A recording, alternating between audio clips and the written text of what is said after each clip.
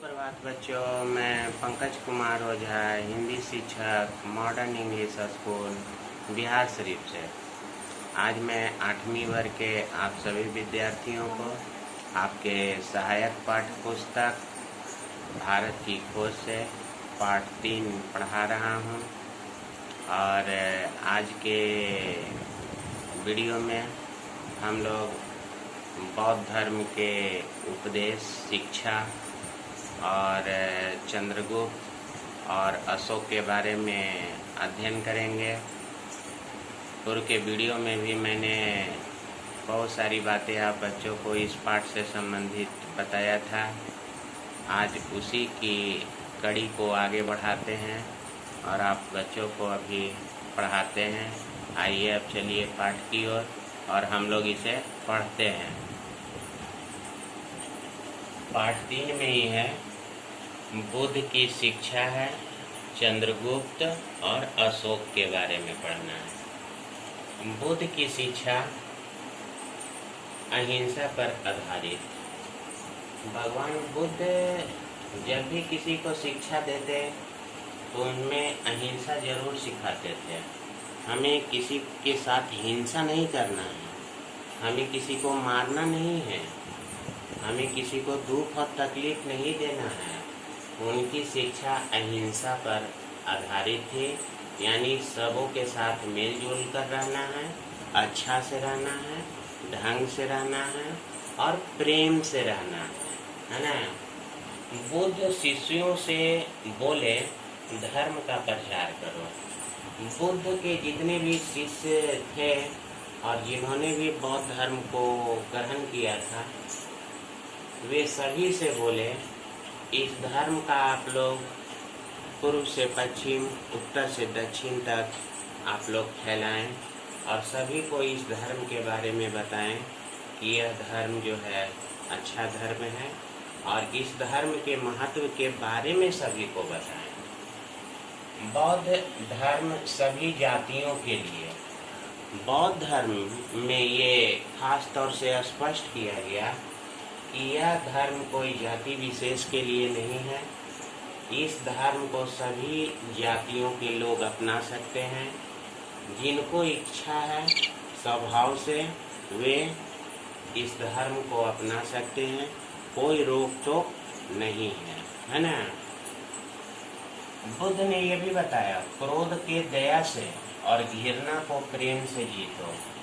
बुद्ध ने क्या बताया? क्रोध को दया से जीतो। अगर आपके साथ कोई क्रोध कर रहा है, आपके साथ कोई गुस्सा कर रहा है, तो आप उसे दया से जीतिए, उसके साथ दया कीजिए, वो आदमी तुरंत शांत हो जाएगा। और घृणा को प्रेम से जीतो। अगर कोई व्यक्ति किसी से घृणा कर रहा है तो आप उससे प्रेम कीजिए, तो वो घृणा भी प्रेम में बदल जाएगा। तो इस प्रकार इन्होंने कहा, क्रोध को दया से जीतो और घृणा को प्रेम से जीतो। जो मन पर विजय पाता है वही विजेता है। उन्होंने और उपदेश दिया कि वही व्यक्ति इस धरती पर विजेता बन सकता है जिसने अपने मन को काबू में कर लिया। मन तो बहुत करता है कि ये कर लें, वो कर लें, ऐसे कर लें, वैसे कर लें, लेकिन सब चीज़ संभव नहीं हो पाता। इसलिए भगवान बुद्ध विजेता उसी को कहे हैं जो अपने मन पर विजय पाता है, वही विजेता है और वही सिकंदर है। सत्य की जानकारी का अभाव ही दुख का कारण है। हम लोग दुख का कारण उन्होंने क्या बताया? सत्य की जानकारी। आज मनुष्यों के पास सत्य की जानकारी नहीं होती है और सत्य की जानकारी के अभाव में वे हमेशा दुखी रहते हैं। और जिस दिन मनुष्य को सत्य की जानकारी मिल जाती है, उस दिन वो दुख अपने आप दूर हो जाता है, वो अपने आप भाग जाता है। मध्यम मार्ग का रास्ता अपनाओ। बुद्ध भगवान ने सभी से कहा कि जीवन में हमेशा मध्यम मार्ग को अपनाओ। मध्यम मार्ग वो है, न ज्यादा हाई फाई, न ज्यादा लो, है ना। बीच में चलिए, मध्यम मार्ग में चलिए, कभी आपको कोई दिक्कत और कठिनाई नहीं होगा। बुद्ध का प्रिय शिष्य आनंद था। बुद्ध का प्रिय शिष्य कौन थे? आनंद। बुद्ध का प्रिय शिष्य आनंद थे और बुद्ध भगवान जो भी अपने मन की बातें होती थी वो आनंद से बताया करते थे और आनंद उसको सहर्ष स्वीकार करते थे।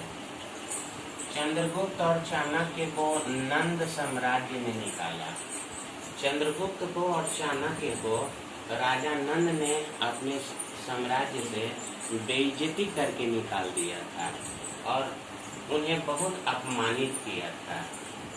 सिकंदर की मृत्यु के बाद मौर्य साम्राज्य की स्थापना हुई। जब सिकंदर मर गया तो मौर्य साम्राज्य की स्थापना हुई और एक नया साम्राज्य सामने आया, हुआ था मौर्य साम्राज्य, है ना।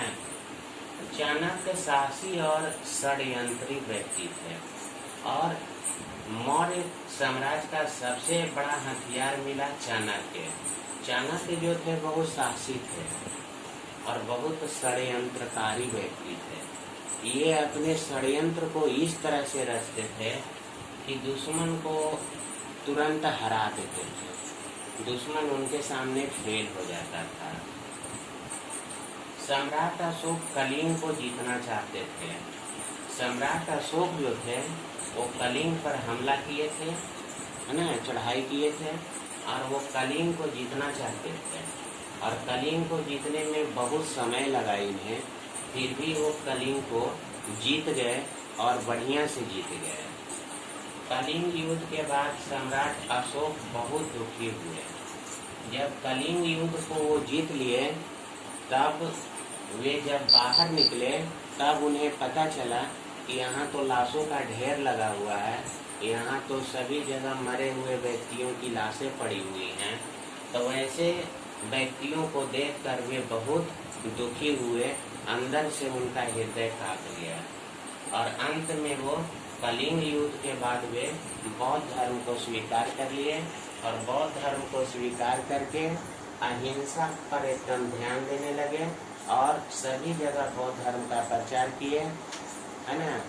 अभी आप सभी बच्चों ने बुद्ध की शिक्षा चंद्रगुप्त के बारे में और अशोक के बारे में संक्षिप्त रूप से पढ़ें।